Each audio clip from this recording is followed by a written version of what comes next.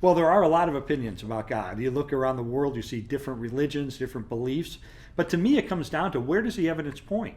And if Jesus claimed to be the Son of God and backed it up by returning from the dead, then that's good evidence that he is who he claimed to be. And therefore, his words are God's words. And his instructions for us are God's instructions for us. And we can know him personally, experience him on a profoundly deep level, not only in this world, but then ultimately in the world to come. So I look at, did Jesus return from the dead? And I look at the four E's as to sort of summarize the evidence. The first E is for execution.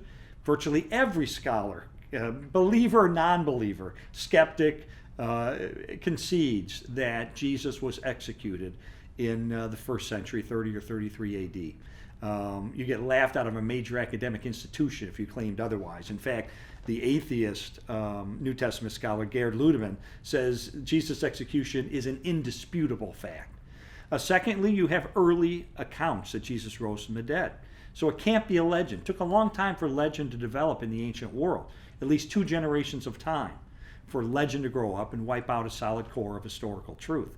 But in the case of the resurrection of Jesus, we have historical data that goes back to within months of Jesus' life. I mean, that is historical gold.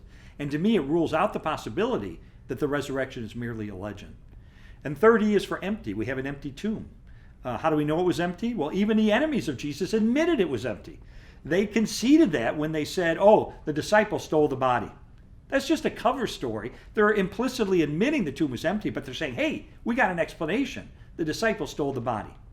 Well, frankly, nobody believed that then. Nobody believes it now. Disciples didn't have the motive or the means or the opportunity. But the important thing is they were implicitly admitting that the tomb was empty. The question of history has never been, was the tomb empty? Everybody admitted that. The question was, or how did the tomb get empty? That's really the issue. And you look at the various options and you say the disciples weren't about to steal the body. Why? So they could live lives of deprivation and torture and suffering as a result? I don't think so. The Romans weren't about to steal the body. They wanted Jesus dead. The Jewish leaders weren't about to steal the body. They wanted Jesus to stay dead. I think the best explanation for the empty tomb is that Jesus rose from the dead, especially when we combine it with the fourth word that begins with E, which is the word eyewitnesses. That Jesus appeared alive in a dozen different instances to more than 515 individuals, to skeptics and doubters, as well as to believers, indoors and outdoors, to groups, to individuals. People talked with them, they touched them, they ate with them.